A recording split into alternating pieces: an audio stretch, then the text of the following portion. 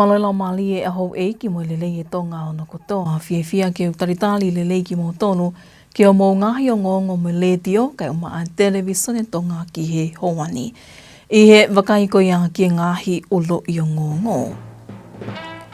Whakatotolo e kau polisi ki ngahi tukua ki o minister polisi o pehe nā ne tokoni ki he mawahe ai matapule me i tongani lolo tonga o kukei lele e ne hopo i tongani. Taki atu e he sekeritani pule mo sekeritani ki kabineti e kau whawhunga a tongani ki conference whamamanlahi ki he whiririoke e anga COP torutaha i Brazil.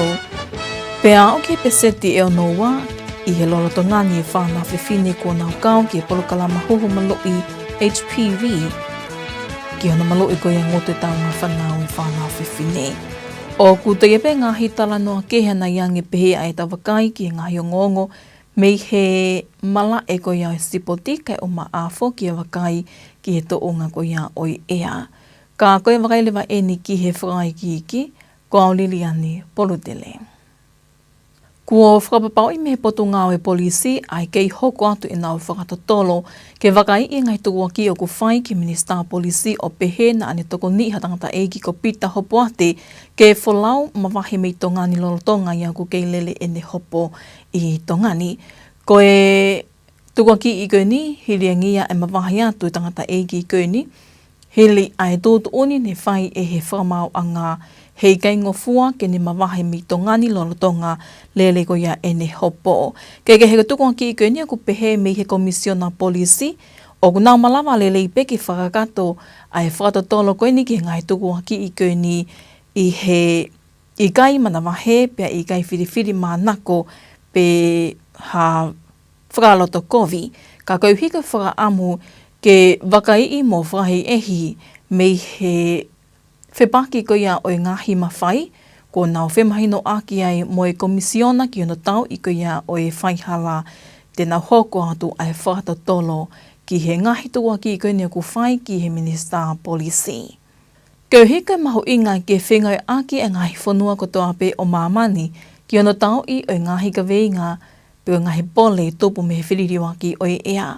O ku whakatahataha tuai i he lorotongani ki Brazil ai kauta ki ngai whanua mamani ta te whito eni ki he ngahi whanua me mipa o i iuena o kaugei a tongani ki he conference whakamamani lahi ki ono tau i ko ia o whiririwa ki o ea pe iloa ki to lahi ki COP tolu noa. I he whakamatala toko ni pale mia to ke tātani la fusmalohi o ki gai kau i he taoni ha minister pe koe e ki pale mia ki conference whakamamani lahi ni i mahina o ku kei lele i he lorotongani ai ngahi whakataha kempeini ai kau kanditeiti ki e whili whalealea a tongani i e ahawa noa o i mahina ni. I ene pehe kua taki atu i he kau whawawhunga a tongani ki e konferenisini ai sekeritari pule mo sekeritari ki kabineti Paula mau o kau ki ai mo i kau ngāwe mi he waa whiririwa ki e ai poto ngāwe meirek ai a ko aloisio fifita lo sana Latu susana lia vaamuni ihi ke he pe. Koe konferenisini o kune whakatataha ia i e kautaki e ngahi whanua me mipa i he kautaha i ngai pule anga whakatataha pe i ena. Kau ge me ngai businessi pe ki ngai society civile ke nao whengawe aki i hono tau i ngai pole o ku hoko i he kuangani tōpu me he whiririwa ki ea. I he COP toru noa koe ni o ku whamamawhai ai ai whie mao ke puke ai maa whana o i ea mamani i he tikili Celsius i e taha poini nima. Pea ke whakaivia mo wakai i ngai whainga maali e whakapaanga ki tokoni ki hono tau i o i kawingani. Kua le konti he poto ngāwe mo ui a tongani ai ola lelei kua o kiei ai polokalama huhu maloi HPV ko ia longa i whānau whiwhine, ai a koe hoho maloi eni ki he ono maloi ngoto e taonga whanau e whānau whiwhine, ho whangai whakatapu. Ai a koe ola lelei koe ni, hirengi ia hono le kōti, peseti e ono ua o e whānau whiwhine o kunau kau atu ki he polokalama hoho maloi ni. Ko e whakahiki ke tara noa ko ia ki e hawani mo senorita tui vai. Pehe tale ki ta mo i te tā Reino o whanoa o ko hāma e whakalakalaka lahi i he poupou e proklama hoho HPV. Neongo e ke whiawe aki hola ngai whamatala hala ke takhala I ak e kakai tokolahi, whikau aki mo huhumalu I ngutu o I taunga a whanau. Ko hiki hake enme pesete ni mawhitu I a kose tauni, ke pesete e ono wa I hene au mai ke he aho ni. Ok mahinu alu ke te tokolahi nge kakai o nau pōpō mai ke huhumalu I ngutu o I taunga a whanau. Na e uke peto ke taha o whanoa ai kakai o whanua, ai mahu inga ke teke a e nau whanau whewhine ke kawat I he polokalama huhumalu I ngutu I taunga whanau, ka uhi koe whakahau whenau mo ui I he kaha o me he kansa o I taunga whanau. O mahino kono te wakai I he tuunga lolotonga huhumalu I, ka uhi koe ngai whamatala hala o kone takhala I aki ai kakai o whanua, o iku ke holo mui pe I kai ke te pōpō mai ai kakai ke awe e nau whanau o huhumalu I. Le te peto ke taha o whanoa, ko kakate savea nei whakahoko e he university whawhanua a Tonga, o whikau ake mo tuunga ilo kakai ke kansa mo humalu I taunga whanau. Me he savea ko ini ok mahino ko pesete walu fitu te smale hiva, ai kakai o kunau whalala ke ngā ue potungai mo ui, whikau ake mo huhu ko ini. Pesete e wanima te smale hiva, ai kakai o iai nau tai lili, ke ngai wesia tamaki, e mau me huhumalu I ko ini. Pea koe pesete taha walu te smale ono, e kakai o ikai ke ngai hanau ilo, whikau ake mo huhumalu I HPV. Lo tonga ni ne peto ke taha pule wa angau ki tua potu ngāui mo ui to ke taha o whatūkia o kumahino. Koe pole lahi tahu whia ngā ngai me potu ngai mo ui I he polo kalama huhumalu I taunga whanau. Koe whi awe ake ngai whamatala hala whikau aki mo huhumalu I ko ini o pehe. Koe huhu ko ini o kune ta ofi ai whana whanau ai kakai whewhine. Koe hui koe ngahi pole ko e niok o mai ka matao tau me he pole anga whataha me ngahi kautaha kehepe I māmani. Ke whaiha whatala noa, mo whamahino ai whalala anga ai huhumalu I ko e ni.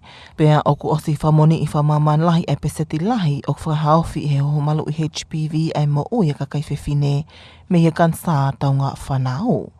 Kai ke he koe ngā unene potungai mo ui o te wakai I muhamata vaivai I he polokalama huhumalu I, ka malama ke whalele I ka uhi ko toka ngai kina, ai mo uilele ai kakai o e whanua. O kukei hoko hoka tupe ai mo ui pea pohi mai ngahi kasa sulifa mi he motu mo ngā whiko ia ko home reef, pea kei whakatu tamaki pe ke ahia e hataha I tongani. Ai ai loro tongani koa o ki he mita e whitu noa ai maalunga o e motu mo ngā whini pea kilomita e taha takatakai. Aia koe ola eni o e savea whakamuimoi ne whai e he waa sioloki a Tonga I he whingai aki eni mo timi whakatotolo mino usila aia o ku tataki a pe tokonia e he University o Otago pe he University o Aokalani mo ngāhi kupu whikau aki eni ihi I Tongani. Ko e savea koe ni ne whakataumu aia ki ngahi motu mo ngāwhi e tolu I Tongani o kau iei a home reef, tofua mo hunga tonga hunga hapai. Nei whapapau I he savea ni ai I kai beha toi whakailonga ke ngā we mai a hunga tonga hunga hapai. Ka I tofua, o kukei tukuange mai pēmi ei e ngahi kasa iki, whahoa ke kasa ne tukuange mai mei he wāwhewa wā I he savea whakamuimui ne whai e he timi savea koe ni. I he whamatala ai sioloki leo leo a Tonga me le manu nane pehe, o kukei lahi pe ai kasa so lifa aku pohi me he motu mo ngā whini, pe a ofi hake ai pela vela ki o lunga. Ai a koe whafuafua e kei hoko hoka tupe a hono tukuange mai me he motu home reef, ai ngahi kasa so lifa koe ni. Alau koe ne kau savea whikau ki pangwe tuunga wea home reef ki he kahau. Mahino pe me he nau mapena nau siapoku I longa I he motu, pa moe whataha pe moe whaonga koe ki motu he taimini. O kuiai pe ngahi, ko osi ilonga pe o kuhai ngahi whanki holofa hifo ai motu iki pe nia. Au koe whanki me koe efu pen moe mea ko whaoa ke mo ngā whi o mahino pe fo ki te nau holongo fua. Pa moe whataha moe ne tuu koe I he tuunga koe ki mo ngā whi. O ku tuu whaingo fua pe ke nau holofa ki tahe. Ka koe whafufua koe ai kau savea, ai savea koe ne whahoko, koe whanki kaha hoko ha whanki landslide, ha taimi holofa ki motu, koe whanki mea iki pe ngana kongkonga I fo. Pa koe whanki ngaunu koe ni e malama pe ke whakatupunga e tsunami, ka koe ki tsunami pe he whitu pe ko home reef. Whafufua pe kau savea e a o kilomita hango furu e. Hoa si a goe ki pe au goe ni. Pak mahina o pito pe e goe kilomita hango furu e goe ia I loto pe ia he elia o home reef. Ko e whakatolo ko ni ne kau kei hono ngawe aki o mea whaita drone me he ata I whakaamu ke mape I lelei mo pau a home reef. Mahino pe ne kei hoko mai pe a lipoti o me whakatokanga mi he vaasiolo ki a Tonga a hono kei pohi mai pe o e kasa mi he mo ngā whini. Pe he e mene mano e kei hoko pe e nā Moimoi I e mo ngā whini ke whapapau I ne ngā ue ki e kaha ka aku nā tokanga ke toi tokanga nge kakai o whamama o mi eliani I e mahino o kune kei mo ui mo ngā ue pe. Whatutama kia pito pe e ke au e kakai ki ai. Paku mau whaampe ke whalei at ke kakai. Mahino pe he ngahi ata kono o ku mautuku atu o ku kei siapa ku kei koho hake pe a mo ngā whi o kei mahino po kei ngā ue a pito pe mo ngā whi niu kei activi au pito. Pe au ku mau inga au pito pe whamama mea ia. Hange koe whatanoa ka nenai e malawa ke hoko haki tsunami lokolo pe ia he whetu pe ko o home reef. Aku mahu inga pito pe koe whamama o kakai mea I. Pe mo e tahafo ki koe ngahi tau ko hiri. Nai mahino pe he time koe nai mapuna home reef. Hono tukuange mai ai fofo angalahi au pito mi home reef. O waisia ai whiwhola o wakatahi. Ko ngahi uhinga mau whale I atu ai koe. O ku kei mau inga pe na tulake au pito pe home reef me tofua he tu he taimini. Pau kei mau inga au pito pe ai whamama o ia ai kakai pe me home reef pa ia time tatau pe ke hoka pe mau si ofi ko ke kahau ai ki motu pe alo ai pe o hoka to no fatupu ke lahiang pe hange pe ko ngahi tau ki mua ne tupu hake pe ki motu pe ospe hatau ia ko puria ia ka ko ki natula ke he foke asa home reef I he tau ni whahoat ke waf ma no mo ngahi asa ko ki mua ko ngahi taimia ko iana e ospe tautaha ia e asi ko e ki motu.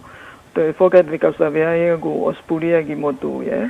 Ka ko e taon ko e asa ko na home reef e taimini ko taloen me September wano wowa. O ku kei hoka tupe hono fofo o kone ki motu wa o mai ki he tauni. Ai ku hange tausio ki fuoloa ne nofo e fukahitahi. Kege he koe ngāwe eni a home reef hilia ngeia ene kamata whauhake mo kamata mapuna me September wa whiwa. Kau he koe tō lahia nge kau whalau ewa kunau ahia a Tonga ni o ku toi longa mo uia nge po tu ngāwe taki mapata I hono wakai I nau ngahi ngāwe ki hono taritari e kau whalau ewa o kau ki heni ai whainga ke whakalelei ai ngāhi o mea tokoni pero ngāhi mea tokoni tō uwhanua a Tongani o ku whaata ko ia ki he kau whulau ewa. I ene pehe ne whahoko ai I wike ko o siha polokala mā ko whakatau kei, mā ki nau tolu ngai pisnisi mo kakai o ku nau ngauhi mea tokoni ma ai kau whulau ewa I whakaamu ke whakalahi e nau ilo ki ngahi mea tokoni tu whanua a Tongani. Pehe ki ngai whaunga e malawa ke whakaivia mo whakalahi e nau ilo ki ngahi whaunga hono ngāhi ko ia o ngāhi mea tokoni tu whanua, ta te whito eni e ha whaunga e malawa ke ne tohoaki I mai aki ai tokanga pe koe tokanga ko ia ai kau whulau ewa me toa pule anga ke nau ahia a Tongani I he kāo. I he whai ke eke a ngōngari te o Tonga me pule lahile ole o patunga e takmamata whatui ka wai lea nane pehe, koe fofua ako whatau kei eni ma a Tongani. I he ngahi whaunga a hono toha ki I a kau whalau ewa o whakawhau I he ngahi mea tokoni tu uwhanua. I he ene pehe nei malawa ke te whaiha whiako ake e ngahi mea tokoni tu uwhanua a Tongani mo e whaunga a hono ngāhui o e whaunga a hono sewi aki ki a kau whalau ewa. O ko mahina o ku ka mea tokoni tu uwhanua ha whanua ha ngahi mea ku whia ilo ki ai a kau pālangi pe koe kau whalau ewa. Anga mahini ka uwharekai una anga o provide te mea koe ki mau mea takoni mea ka whalau ewa ko una ulawa me ki Tongani. Pea ko korewa mea takoni ia koe component mahu inga ia koe sektor atak mamata. Ko whakakau whaure wharewa ko mai koe ni. Koe ke te whakafo e nia i anga mahi ni ko wharekai. O mai e nia ke lawa te arifo ki lalo ki grassroots. Ano provide ko ne service ka mo to koni ai pa ko training i ko te fito i ano whakahoko e whangi i tua, whakahoko e whangi i porokalama whaka ai ke kau whalawi ewa, o kau ai ano whakatokanga i o e ngahi mea taponi tu whawhanua kwa tātou ruangai ko e lu, ko e mani o ke tama, ko e umea pehe, ke alo pe kau whalawi ewa o takatakai he ngā ue o sio e mani o ke, kau ai peha no taaki ki whi mani o ke, pia tama e vei tu o sio no ngāhi, au i beke no tau i whamena ki tama koe whakatātā pen o atu ka koe whate whita pia he mani o ke ka kau i mga i ke ka koe i te whita ia e whakakau kono ngā ki tau mea taponi ke hoko e ko mea ke neanga toko a ki i mai ai kau whawera Lolotonga inina e kawa ki hako whatau kei ko ini a mele sila Wailard me he kulupu kakai whewhine fo i turuta a tafu o ne wahe maali ai ki lelei ai ako ko ini ki he ngā ue e kakai whewhine mono to e whakafoki mai ai ngahi whaunga motua ai tonga ne ngawe aki ki ano ngāhui o e mea toko ni. Ka fo e polo kalamani i whaloto lahi ko uhi ko e lava ke hoko ai ngō ue ko a mea ke whakatonga i whamamani lahi. Pea o ku mahu inga ka mahu tolu ko hiko i mahu whaunga ngōwe. Ai ko tala noan ke ngōwe a kakai whewhine. O whaka ai ke ngāwe a ke whaunga tuku whakaholo. Ai u iloa dai mini ko organic farming. Ka kia ki mahu tolu o ku lahi. Pea o ku te wehepe o ku toi a tānge ke lawai. Whewhine ko toa pe moe. Moe kakai hono ko toa o sio ki ai ta whaaki ko eni. Ka pau e tala noa ke he whakaekonomika, ko e polo kalama o ta mu aia ke hoko ko mawanga paa. Pea i he ta whaaki ko i ke hono tokanga i kina ngowe o ku whakaekonomika ko uhi o kai ke whie mau ke ngau ea ke angai kemikale, pea o ku whie mau ia ke ilo ki he anga ko ilo tu whanua o hange ko e moon cycle, pe ko e tau bebe ke no mahu inga ko no whakatonga i o e whaahi tau. Pea koe polo kalama koe niu ne hanga e ia o toe whakaloto lahi i mautolu. Kai tau te whito, he koe talanoa koe ke te whina o tō kanga i hihifo, tau hange ko hatafu, o ku uhinga ia ke katoa ngahi tuunga mo'ui. Sosiale, ekonomika, atakai. Pea o ku kaufoki ai pea mo konga mahu inga, he lava o ako i whakamolale, lava o ako i whakaunga ai kakai e whonua. Ko e polo kalama ako whatau kei ko ini ne whakate whito e ke ngai whalekai meni ihi o kunau ngahi mea tokoni ki hatalitari hakau whalau ewe ewa mei tu apole anga. Ko e unia ngongo whakaloto whanua ia ki e hoani ko ngahi o ngongo me malai o e sipoti hoko mai a mo piea o lie.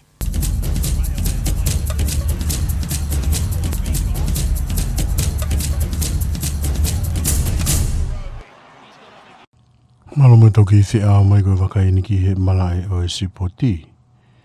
O ku kei tuku pā e whai a koe te mire ki whawhanua Tonga Christian Wolf ke whia be mo e rie sa kantoa i wharimaha ki ao kalani ka e walewa kua whākea ka kanto e tai tō me whani o ne me ka whok whikuki mo ia.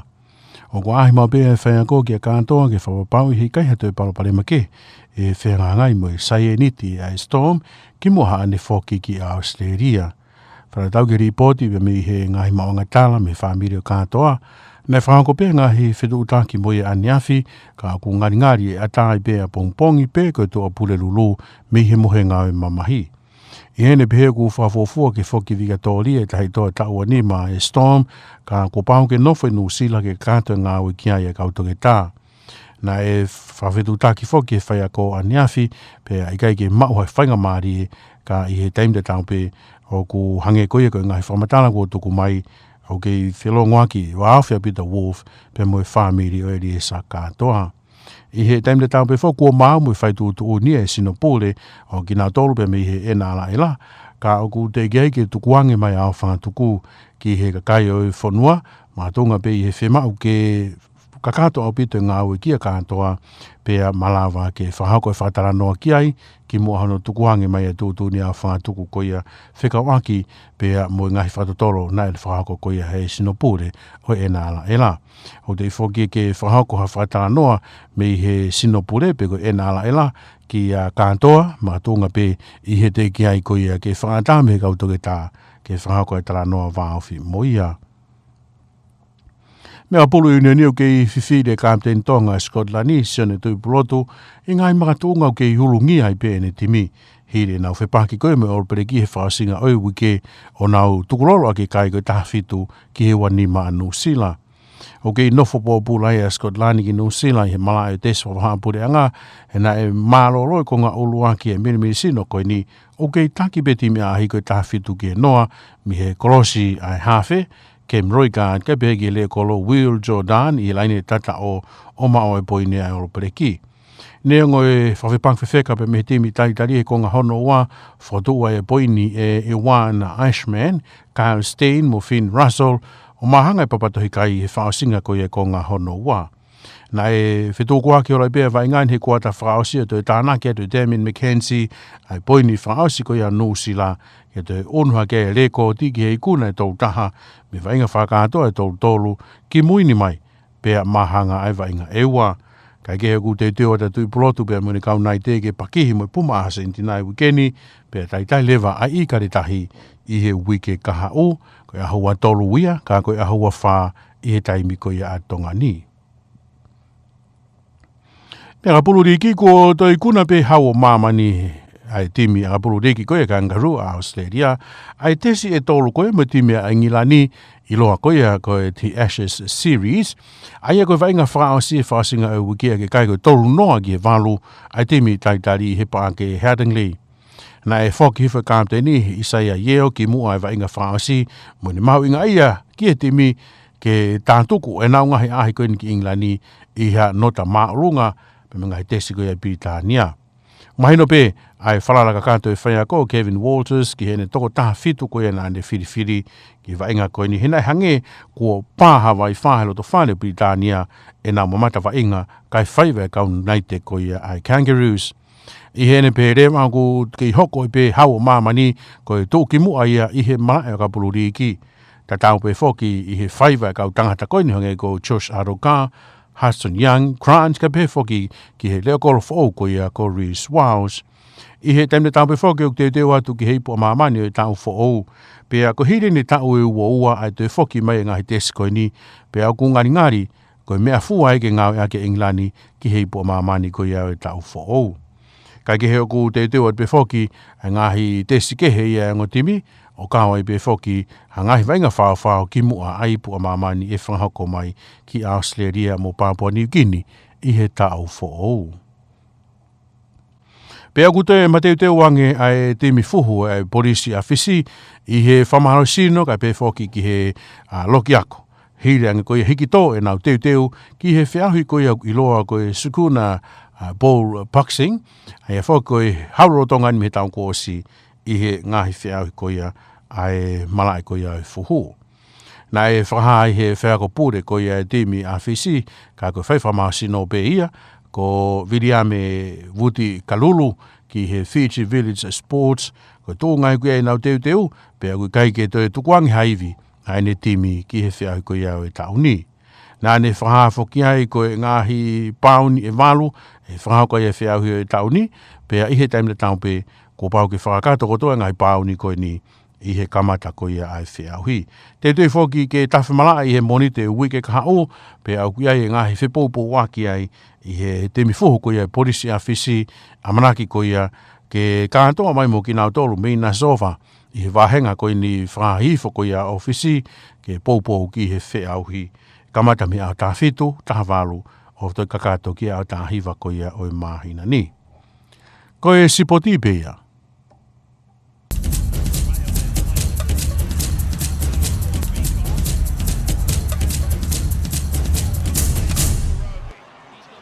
Koe wakailewa e niki tu unga oe ea i hona tuku mai me waa wakai matangi a tonga i whamoto me poto ngā we meidek.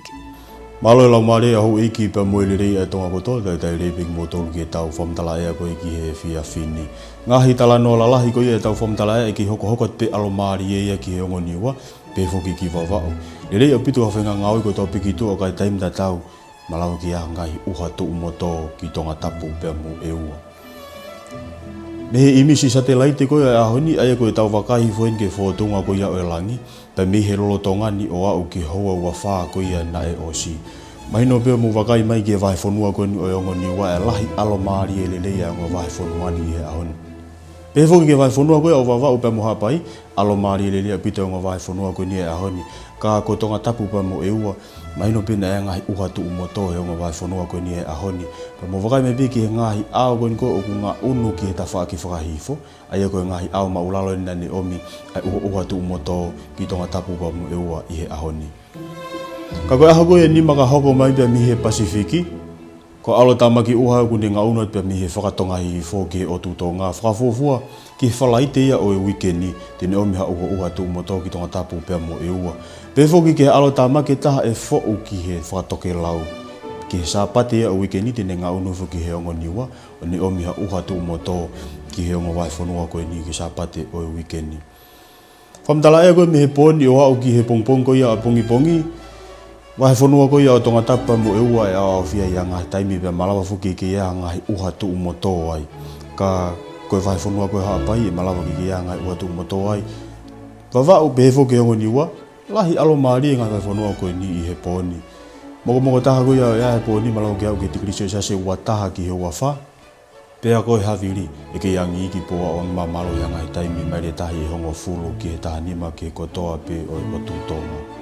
Whamatala ea koe ki a pongi, e kei alo maari e lelei pe wahe whanua koe o ngoni ua, pe pehefoki ki wawau kako haapai, pe pehefoki Tongatapu me ua, au whia ngahi taimi pe malawa ki a ngahi uha tu moto, maa ki ngahi wahe whanua koe ni.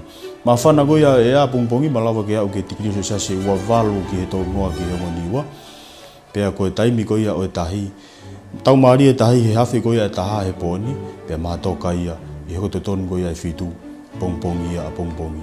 Koe la apa mo e mahina e hopo e la a i he toi minite walu koe ki he ono, pongpongi a pongpongi, pe hopo e mahina i he toi kuata koe ia ki he tahatu a pō ia o e pōni.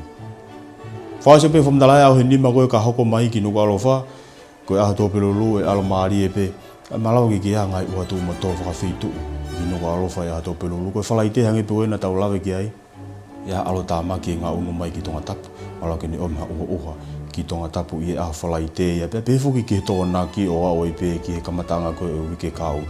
Ka mō whatoa ngai ange malawa pe ki e aho ngahi liuriu, i he whamatala ea loa koe ni, he tau whai wharonga koe ki he tau whakawhi ki he ngahi aho koe ni. Ka koe fua maa whanai aho ni maka hoko mai, malawa ki au ke tikriso sa se waono ki he ua whitu. Taungatanga pe ki aho ni ka māloho mumea mai, ka mumea.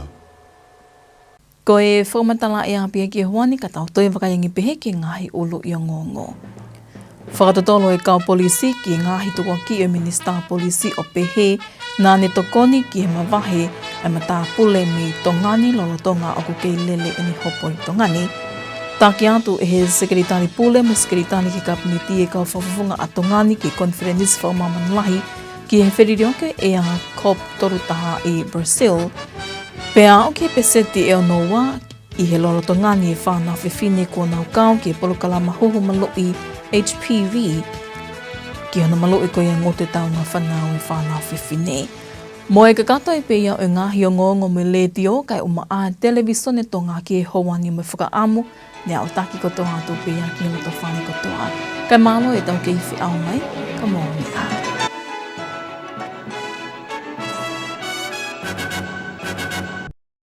Good evening and welcome to your English news package with radio and television Tonga News for tonight. Making headlines, Police Commissioner assigned Anti-Corruption Commission to investigate allegation against Minister of Police Vivian Piukala.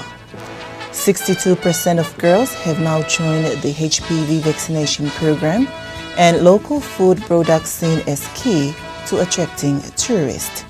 We have these and more stories later on in the bulletin together with sports to wrap up with the latest weather updates. Now for the stories in details. The Police Commissioner, Jeff Turner, has confirmed that an investigation is ongoing into allocation made against the Minister of Police, Bevan Piukala, claiming he assists Peter Hopewate to leave Tonga while still facing court charges. Hopewate reportedly departed Tonga despite a court ruling that prohibited him from leaving the country. The police commissioner stated that while the police are fully capable of completing the investigation without fear or bias, a decision has been made to refer the matter to the Anti-Corruption Commission. He explained that this move is intended to avoid any possible conflict of interest, ensuring that the investigation is carried out fairly and independently. Government leaders, business and civil society from member countries of the UN, including Tonga, gathered in Brazil today for UN Climate Conference or COP30. Agnes Wambua with more on that story.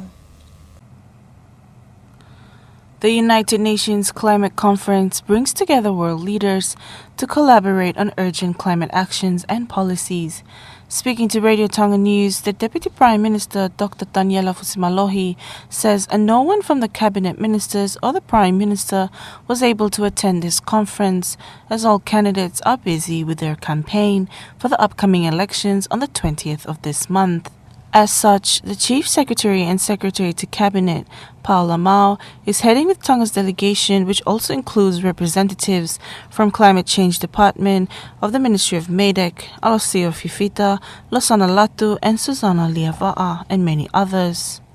The United Nations Climate Conference will spotlight the race to keep warming below 1.5 degrees Celsius, unveil new national climate plans, and assess progress on critical finance commitments made at the previous United Nations Climate Conference. Speaking for Radio and Television Tonga News, I'm Agnes Wambua. Positive results have been recorded in the implementation of the HPV vaccination program in Tonga, with 62% of eligible girls now having received the vaccine. This follows a review held this morning on the current status of the HPV vaccination program in Tonga. During the program, the Health Director, Dr. Reno Ofenoa, says there has been great progress in the support for the HPV vaccination program, despite the continued spread of misinformation that has misled many people about the purpose of the HPV vaccine. This represents an increase from 57% in August this year to 62% as of today. It is clear that more people are beginning to show their support for the HPV vaccination program. Now reached roughly 62% of eligible girls across the kingdom, a meaningful milestone that shows our program works when demand generation, community engagement, and reliable service delivery are aligned. Tongatapu has shown particularly strong cumulative improvement from an earlier baseline of 1,294 girls reached, lifting cumulative coverage on Tongatapu to 52.7%, a 16.5% point improvement than last year. Those numbers are changed. More girls are protected, more families are reassured, and fewer preventable cancers in the years ahead. Dr. Ofanoa added that the Tonga National University has completed a survey regarding public knowledge about cervical cancer and HPV vaccine. Thank you to the Tonga National University for rigorous collaboration on the behavioral study, building on the dengue knowledge, attitude, perception, and behavioral work. Your local research strengthens every program decision. I also thank the Ministry of Education, our school teachers and parents for their collaboration and support in the campaign delivery. And to every nurse and member of the reproductive health team, your professionalism, long hours, and respectful care are the backbone of these cumulative gains and a big malo e pito to you all. The behavioral study gives us a short, sweet roadmap: awareness, trust, affordability, and access drive uptake, while misinformation, service frictions, and gendered consent barriers slow it. While our colleagues from TNU will give us a detailed presentation on the findings, but let me highlight the one finding about the trust of health workers: 87.9%, which is remarkable. The study also found few concerns, such as side effects, which is 25.9%, and fertility issues, which is 18.6%. On that basis of these findings, our next steps are practical and outcome-focused. We will sustain and scale the Health Promotion Unit's Talanoa approach and adapt proven outer island tactics for Tongatapu. Meanwhile, the Chief SPC UNICEF Pacific, Chanari Randim Bivololoma, says experts from the United Nations and other international organizations have stepped in to help provide accurate information and clarify the safety and effectiveness of the vaccine, which has been scientifically proven worldwide to save women's lives from cervical cancer. This momentum today is the accomplishment of whole effort combined. However, sustainable change requires more than knowledge, and it demands deep understanding of the belief, traditions, and social environment that shape decisions of individual and community. Our missions extend beyond health promotions. It also cultivating trust, fostering hopes, and building resilience in every village and family here in Tonga. These meetings today serves as a platform for collaborations, learning, and also innovations. Effective progress is not only effective progress is most effective when you actually listens and engage with family. The Ministry of Health continues to review and strengthen the HPV vaccination program to ensure the well-being and good health of the people of Tonga. Home Reef volcano remains active after 3 years of eruption and poses potential volcanic hazard. That was confirmed from the findings of a groundbreaking scientific mission conducted earlier this month. The joint scientific voyage was supported by the University of Otago, the University of Auckland, New Zealand, and the Ministry of Lands and Resources of Tonga. This mission covered 3 volcanoes in Tonga, including the Hungatonga Hungahapai, Tofua, and Home Reef. Speaking to Radio Tonga News, the acting geologist of Tonga, Mele Manu, says the survey team reached the Hungatonga Hungahapai volcano and found the volcano showing no signs of visible activity.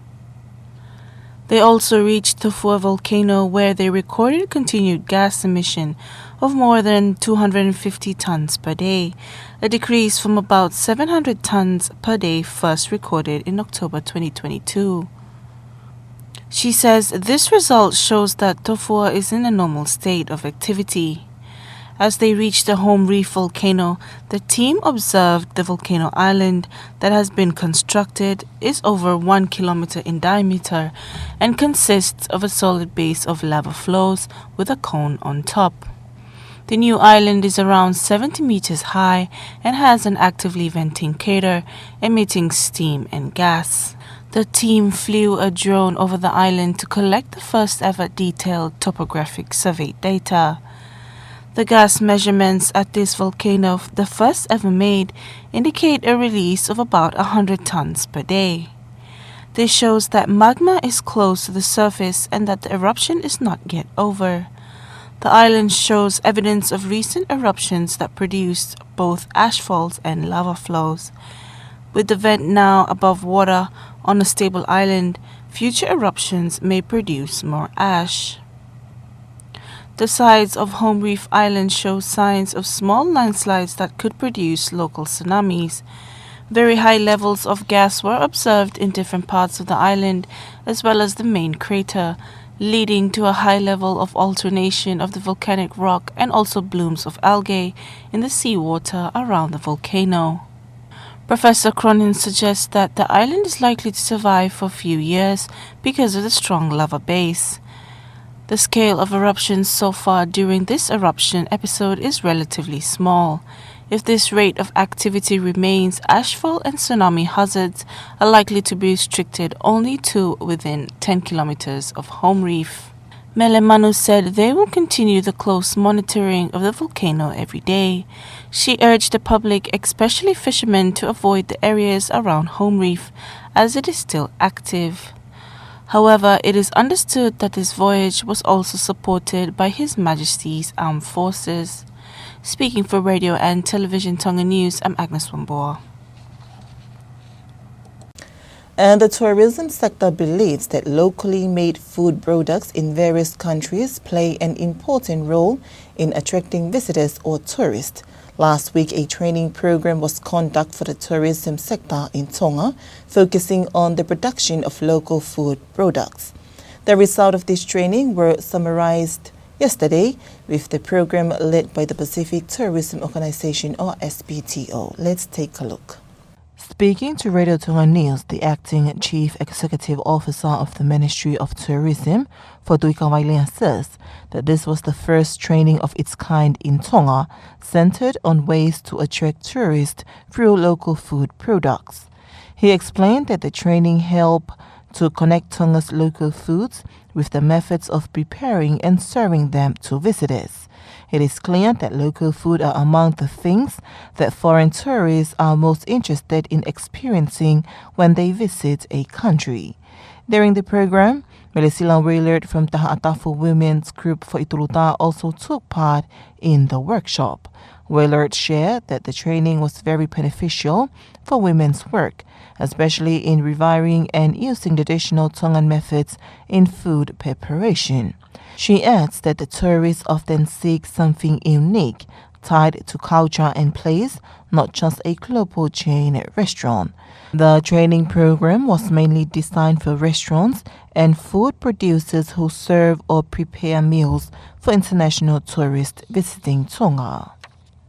And the Fiji police men's boxing team going that extra mile, doing more runs and paper workouts, stepping up preparations for the Sukuna Bowl boxing tournament.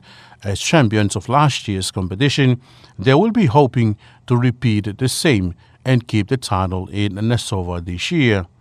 This was mentioned by the head coach and trainer of Fiji Police Force boxing team, Viliame Vutikalulu, to Fiji Village Sports. The coach adds there will be 8 weight categories that will be contests in this year's tournament. He is encouraging supporters to come in numbers and support the police team on the 17th, 18th, 19th of November at the Police Academy in Nassau. And that's sports news.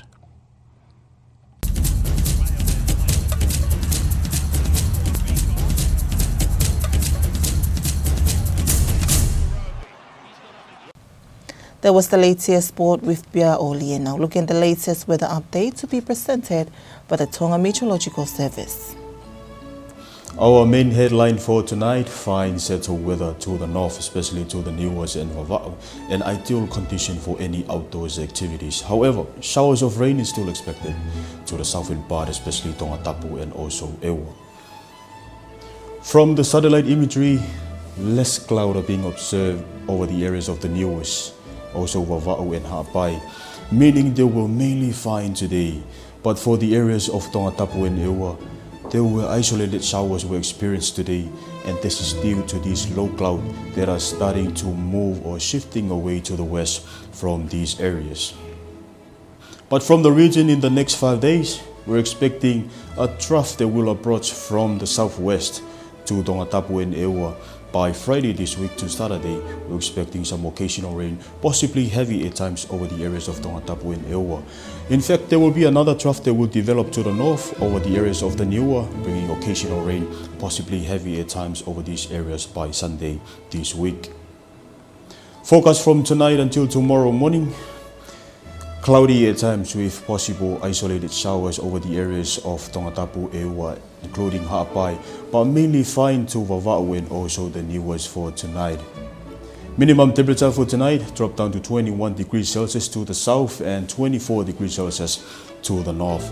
Wind will be quite light to moderate, reaching 10 to 15 knots at times.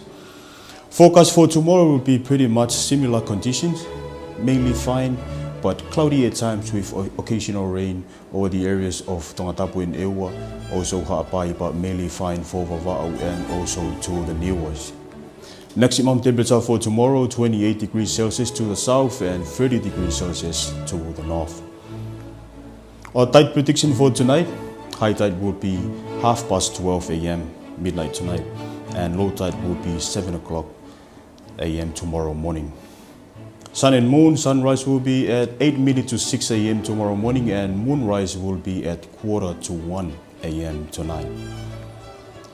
To wrap up with the 5 days outlook for Nuku'alofa, we're still expecting some isolated showers for the next 5 days.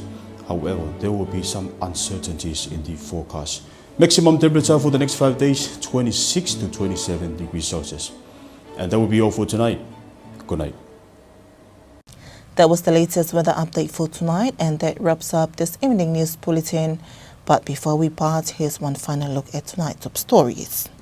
Police Commissioner assigned Anti-Corruption Commission to investigate allegation against Minister of Police Biven Piukala. 62% of girls have now joined the HPV vaccination program, and local food products seen as key to attracting tourists. That's it for tonight. Thank you for your company. I'm Senorita Tuivine. Good evening.